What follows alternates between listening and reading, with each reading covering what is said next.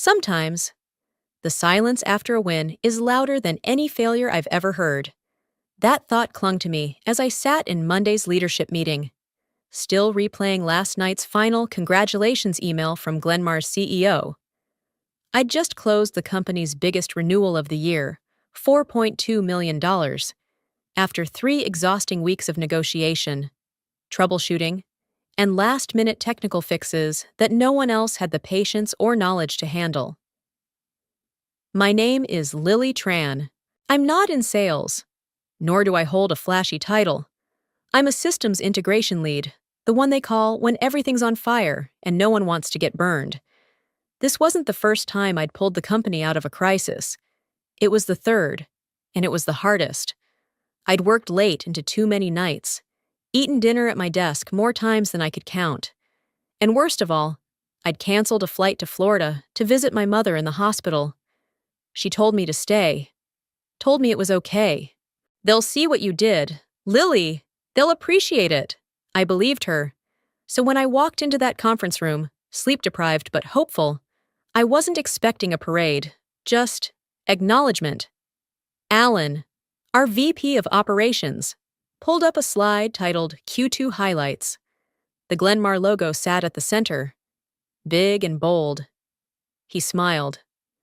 Thanks to our amazing sales division, we've secured a major multi-million-dollar renewal that sets the tone for a strong third quarter. The room clapped. 3 names appeared beneath the logo. I wasn't one of them. I didn't blink, didn't move. I just folded my hands over the edge of the table and kept my expression calm. But something inside me shifted, subtly, and permanently. At the very bottom of the slide, in tiny font I almost missed, Implementation Lead, L. Tran. That was it.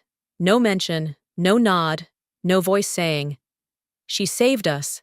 And in that moment, a quiet question formed in the back of my mind.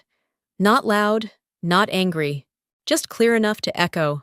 Maybe it was never about the work. I thought the worst part was being overlooked.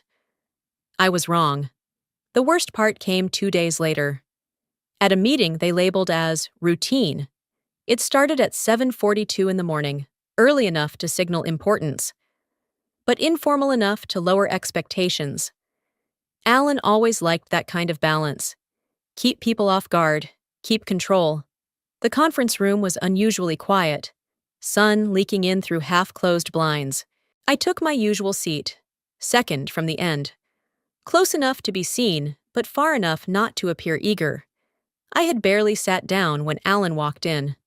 Latte in hand, sleeves rolled just above the elbows like he always did when he wanted to appear approachable. He didn't bother with greetings. "Let's jump in," he said, flipping open his laptop. "Before we talk deliverables, I want to clear the air about something." My heart picked up speed. It wasn't just the Glenmar deal on my mind. I had submitted a formal request for salary review the night before, respectfully worded, backed with numbers. 3 major project saves, 14% above average client retention. I even included a testimonial quote from Glenmar's CTO. Alan didn't mention the memo, instead. He looked directly at me. "If you're here to ask for a raise again, Lily," he said casually, "don't bother." I stared back. Expression neutral, even as heat flushed through my chest. "We all make sacrifices," he added, with a shrug. "It's not about recognition. It's about loyalty." I opened my mouth, then closed it again, not because I didn't have words, but because none of them would have mattered. Not here, not now. The silence in the room thickened. I looked around, searching for any kind of reaction, maybe confusion, sympathy, even awkward discomfort. But they were all blank, except one, Jordan. We used to grab lunch twice a week, vent about deadlines, complain about how Alan took credit for our work. He had been the first to text congratulations when I saved the Westfield account. Now, he looked down at the table, pretending to read a paper that wasn't there. He wouldn't meet my eyes. That hit harder than Alan's voice. I folded my hands in my lap, let my shoulders relax, and nodded once as if I understood. But inside, something cracked a little deeper. That day, I didn't just lose a raise. I lost the illusion that I was part of a team. And in that quiet, artificial room, surrounded by people I once called colleagues, I realized I wasn't just undervalued. I was completely alone. I didn't slam any doors, didn't fire off a bitter email, didn't even vent to my mother when she called that night from the hospital, asking how work was going. I told her everything was fine. It was a lie wrapped in routine, just like the smile I wore as I sat at my kitchen table at 9:07 that evening, laptop open, hands steady. I wasn't angry, not in the explosive way people expect when someone gets humiliated in front of their team. No. What I felt was colder, sharper, more calculated, because while Alan believed I'd slink off quietly like so many before me, I knew better than to leave without a plan. I clicked open a folder I hadn't touched in weeks, but had been building for nearly 8 months. Arklight. What started as a side experiment, just a cleaner, smarter interface to manage client communications, had grown into something alive. I didn't plan to build a product. I just needed something that worked. Our internal system was clunky, outdated, and worst of all, prone to crashing at critical moments. So I started designing something of my own, on weekends, late nights, and during those long on-call shifts when the systems team forgot to show up, piece by piece. I coded functions they said would take quarters to implement. And then one night, when Glenmar's portal froze hours before a compliance deadline, and no one from IT was responding, I used the prototype. No approvals, no red tape, just a quiet override. I stayed on the phone with their CTO for 43 minutes, walking him through a system no one else in my company even knew existed. It worked. The next morning, Glenmar sent one line in response. Whatever that was, we'd use that over your official system any day. I never showed it to Alan, never mentioned it in a meeting. I wasn't ready, but that night, staring at the glowing interface of Arklight, I knew I was closer than I realized. All this time, I'd been giving them my solutions, my overtime, my silence. But this one thing, this system, was still mine. And for the first time in a long time, I didn't feel helpless. I felt ready. They had overlooked me again. But what they never saw? I was already building the way out.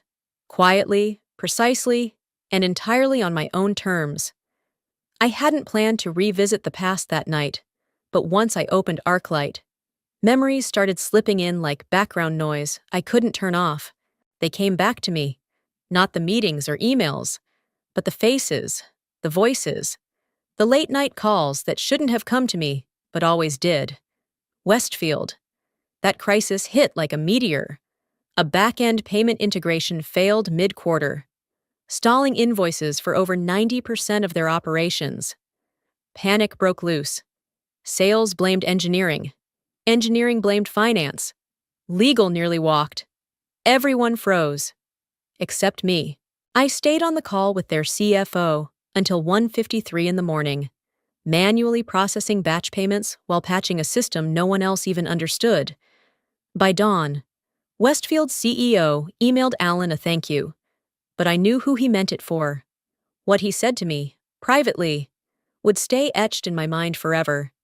You didn't just fix the system, Lily, you saved our reputation. Then came Pinnacle. They were preparing to cancel their contract after 3 years of dissatisfaction. A 37-page complaint file sat unread in someone's inbox for weeks. By the time it landed on mine, it was already on fire, instead of dodging. I called their head of compliance directly. No script, no PR. I listened, then rebuilt their reporting flow in 10 days. Custom-coded, transparent, clean. At the next client review, he pulled me aside and said, "This is the first time I've felt heard in 2 years. You're the reason we stayed." And finally, Glenmar. The most recent and the hardest. The deal was on life support.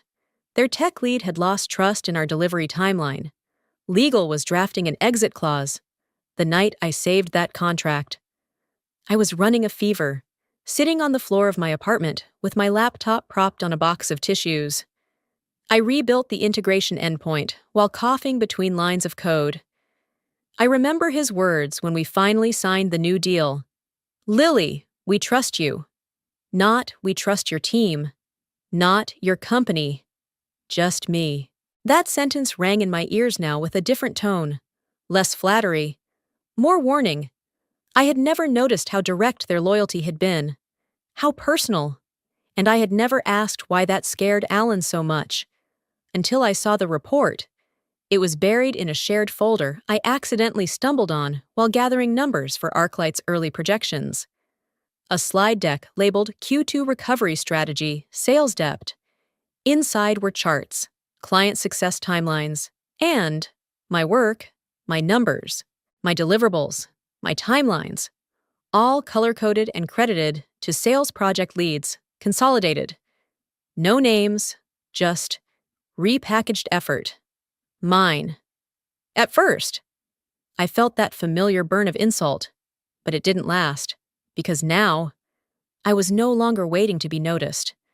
I was watching the pieces align, quietly, perfectly, towards something bigger. They thought I was the bridge between their systems and the clients, but they didn't realize I was also the one holding the weight, and I had just decided I wouldn't carry it for them anymore. The day after I found that report, I couldn't sleep. I'd stared at the ceiling until nearly 4 a.m, heart pounding with questions I didn't know how to answer. It wasn't just the betrayal, it was what came next. Did I keep pretending this system worked for me? Or did I finally step outside of it? That afternoon, I messaged someone who'd always been straight with me, Marcus Lee, the lead systems architect at Pinnacle Ventures. We had worked closely through the last crisis. During the rebuild, he'd always respected boundaries, but also asked smart, sharp questions most clients never dared to. We agreed to meet at a quiet cafe tucked behind a bookstore, 2 blocks off the main road, the kind of place where no one wore badges and no one listened too closely. I got there early and ordered black coffee. Strong, no sugar, the kind that could anchor a storm. Marcus arrived right on time, button-down sleeves rolled, laptop bag slung carelessly over one shoulder. A small scar peeking from the edge of his jawline I hadn't noticed before. We made small talk, projects, server stress loads, mutual jokes about enterprise chaos. But then I leaned in slightly, dropped my voice, and asked the question that had been sitting like fire in my chest for days. If I ever left, I said, and built something better, would you follow it? He didn't answer immediately. He studied me the way an engineer does when staring down a blueprint, assessing its flaws, measuring its weight. Then he smiled. Soft and a little sad. "You mean, would we ditch our current provider for your thing?" I nodded once. He didn't blink. "If you built it?" he said. "Yeah." No hesitation. And then, without ceremony, he reached into his coat pocket and pulled out a small cream-colored card. Nothing fancy, just handwriting in dark ink across the center. "Whatever you build, I'm in. No signatures, no noise. ML." I turned it over in my hand. The back was blank, no logo, no title, just space. And yet, it felt heavier than anything I'd carried in weeks. Something in my chest, long coiled tight, began to loosen. Maybe I wasn't just reacting to what they'd done to me.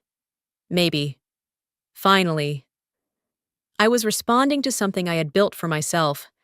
Marcus stood to leave, pausing with his hand on the chair. "Just make it clean," he added. "Make it fast, and don't waste time trying to fix what they broke." I nodded, card still in hand. He didn't say goodbye. He didn't need to. That little rectangle of ink and paper said everything. I wrote the email at 8:02 in the morning and hovered over the send button for exactly 13 seconds. Not because I was unsure, I wasn't, but because some part of me still wanted it to feel bigger than it did. The text was short, clinical, not cold, but clear. Subject, Formal resignation. Effective immediately. I won't need a counteroffer, just my exit paperwork. That was it. No farewell, no apology, no explanation. I hit send at 8:15, closed my laptop, and stared at the muted screen. The strange thing wasn't the relief. It was how quiet the room felt once I'd done it. There were no fireworks, no deep breath of freedom, just stillness. Like the moment right after a storm passes, when the pressure breaks, and you realize you'd been holding your body tight for so long. You forgot what it felt like to let go. I stood up, stretched my arms over my head, and made a cup of tea, mint and ginger. Something I hadn't had time to enjoy in months. I didn't rush, didn't check my phone, didn't open Slack or Outlook again by 9:30. I still hadn't heard a thing. No response, no confirmation, no thank you for your service. Not even an automatic out-of-office reply from HR. It would have been funny if it hadn't been so predictable. I went for a walk around the block, the October wind catching my coat, stinging my cheeks. I passed the office building where I used to spend 12-hour days and $3 coffees. I didn't look up. Back at my apartment, I checked my inbox one more time. Still nothing. Not a single name from that company had reached out. And maybe that was what made the goodbye real. Not the resignation itself, but the silence that followed. The vacuum of care. The confirmation that my absence created no ripple, no disruption worth acknowledging. And yet, strangely, I didn't cry, because deep down, I had known this for a long time. My presence was only valued when it made their lives easier, not because of who I was, not because of what I built, but because I could patch holes, delay disasters, and stay quiet when it mattered most. To them.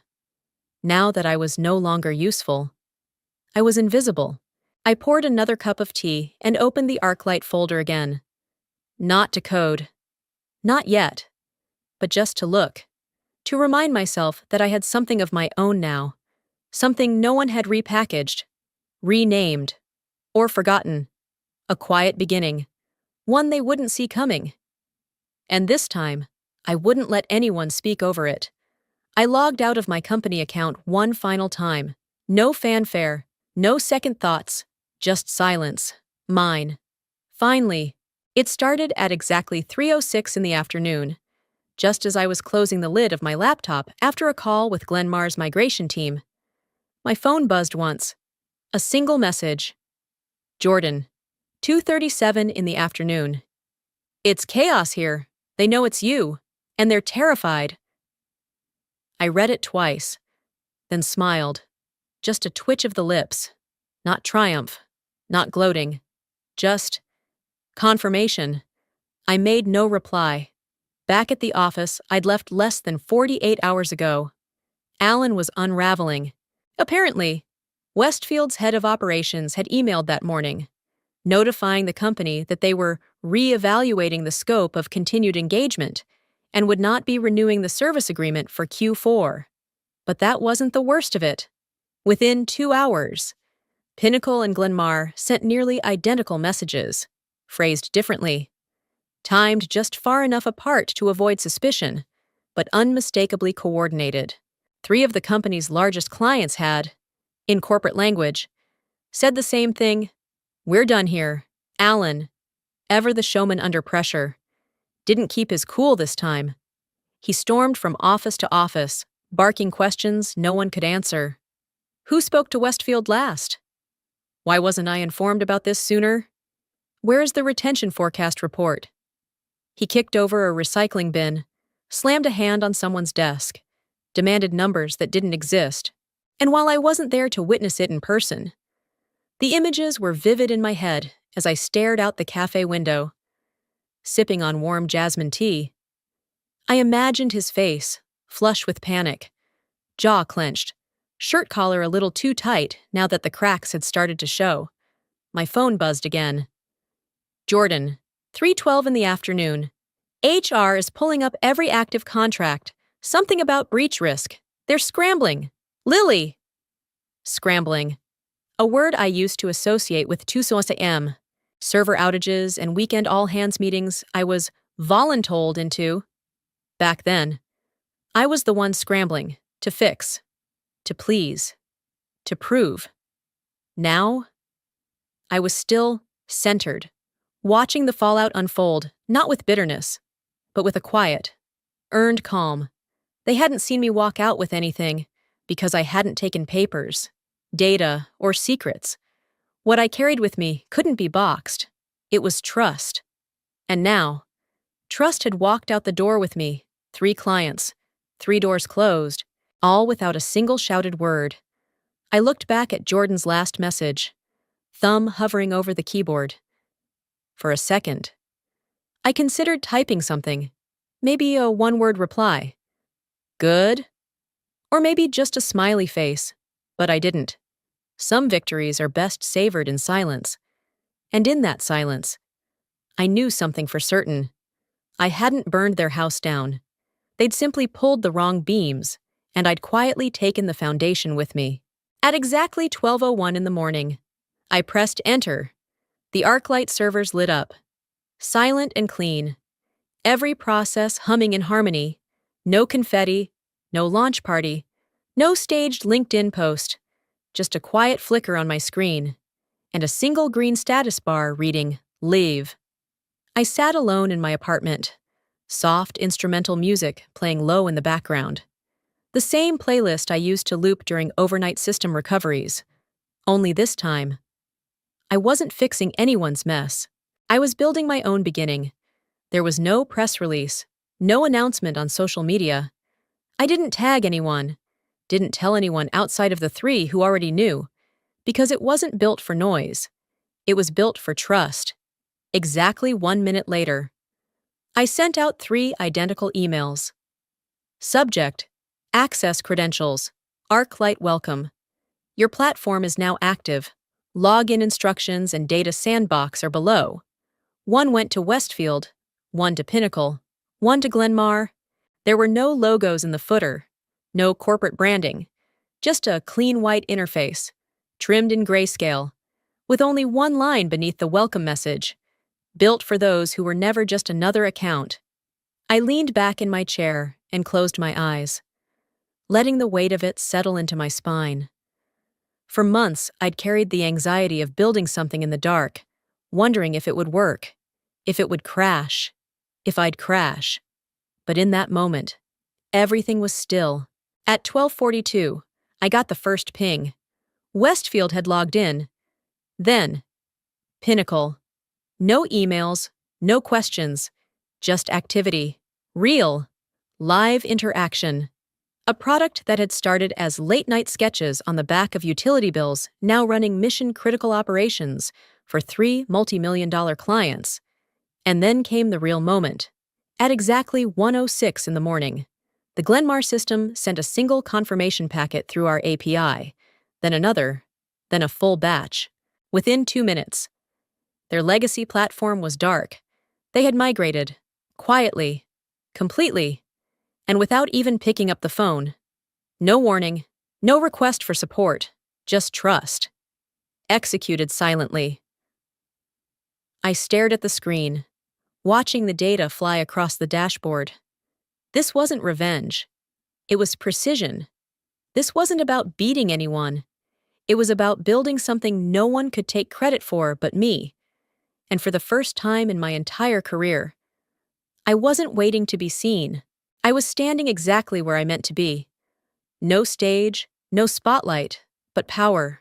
Finally, on my terms. Arklight had gone live, and so had I. By the time the sun rose, Arklight had stabilized across all 3 platforms. There were no outages, no flagged tickets, no onboarding confusion, just uptime, pure, quiet performance. I was on my 3rd cup of tea by the time the first call came in. 9:02 in the morning. Unknown number. I didn't answer. The second came at 9:24. Same caller. I let it ring again, watched the screen until it dimmed. By the time the 3rd call buzzed at 10:01, I already knew who it was. I flipped my phone over on the desk. Face down. The name didn't matter, but I knew the voice on the other end would be Calder Morris, CEO of the company I had just walked away from. The man who had once nodded at me in elevators but never asked what I actually did.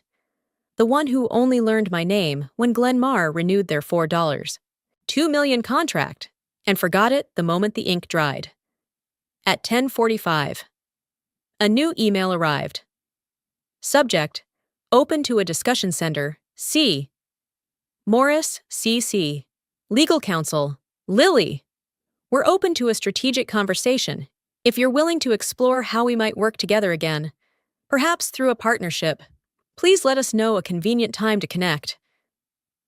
The message was polished, respectful, desperate. I didn't respond, instead. I forwarded it to my assistant. Please draft the following reply. I wrote. The response was only one line. No further correspondence. Please redirect all inquiries to our legal team. She sent it within the hour. I didn't think about it again. That afternoon, while reviewing a server diagnostic report, another email came through. This one from a different name. A different world entirely. Subject: Keynote invitation, Fall Tech and Future Conference. Lily Tran, your recent launch of Arklight has been recognized by several members of our advisory board. We would be honored to have you join this year's panel on disruptive innovation as a featured speaker. I blinked at the screen. They hadn't asked about my credentials. They didn't want to know which company I'd left, or why. They had seen the product, they had seen the shift, and they wanted me. I accepted the invitation within 5 minutes, not because I needed the exposure, but because I had something to say. And now, people were finally willing to listen on my terms. Back at my desk, I reopened the Arklight dashboard. Everything was running, smooth, stable, silent. I hadn't raised my voice. I hadn't dragged anyone through the mud. But I'd answered them all the same, not with noise, not with rage, but with the kind of silence that makes people sit up and lean in. The room was brighter than I expected. Natural light spilled across the stage from wide glass panels behind the media pit. Rows of reporters, panelists, and industry professionals filled the seats like clockwork. Smart suits, sharper eyes, all waiting for the story behind the story. The Arklight logo glowed softly on the wall behind me. No dramatic music, no slideshow, just quiet confidence. This wasn't a product launch. That had already happened. This was a moment. I stepped up to the podium and adjusted the mic. The murmur in the room stilled instantly, like someone had closed a door on the noise. I spoke about Arklight's architecture, about why efficiency didn't have to come at the cost of clarity, about how client systems deserved more than patch jobs and empty apologies. I answered technical questions, ethical ones, and even a few skeptical ones, until the final hand went up. A woman from a tech media outlet stood slowly, not aggressive, just curious.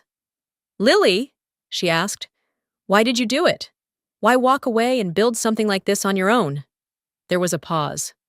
A long one. I let the silence settle, not out of nerves, but because I wanted every word to count. Then, I answered, calmly, steadily. "They thought clients were loyal to a name," I said, "but clients remember the hand that reached out when no one else did." The room was silent for a beat longer than necessary. Then came the applause. Not the explosive kind, but the grounded kind. The kind that says, "We get it. We've seen it too." I stepped off the stage without waiting for the cameras to follow. Down the side hallway, past the catering tables and equipment cases, was a wide glass wall that looked out across the city skyline. I paused there for a moment. Below me, across the avenue, stood the office building I used to call home. 5th floor, operations, where I had pulled late nights, fought silent wars, fixed systems with my name left off the credits. Now, the lights on that floor were out, no movement inside, just shadows, like it had all already faded, before anyone even noticed. In the polished tile below me, my reflection blended with the Arklight logo on the wall behind me. For a second, I saw it all at once. What I left behind, what I carried forward, and what I finally built for myself. I didn't smile, I didn't cry, I just breathed, fully, freely, finally. I turned from the glass, walked back toward the elevator, and never once looked back. The company I had saved 3 times no longer existed in my world. But Arklight had just begun. In the end, Lily's story isn't just about revenge or redemption. It's about reclaiming value in a world that so often overlooks quiet strength. She didn't fight with noise. She didn't plead for recognition. She built something better, something of her own, and let the results speak louder than any boardroom ever could. Her journey is a reminder to all of us.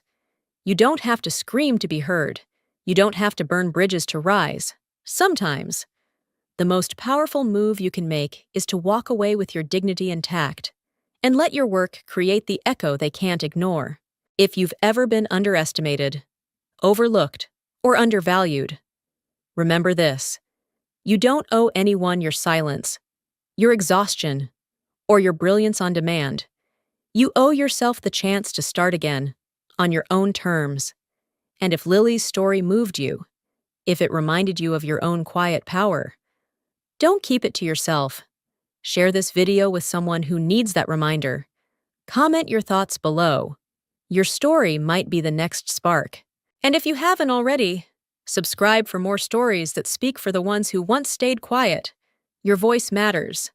Let's make sure it's heard.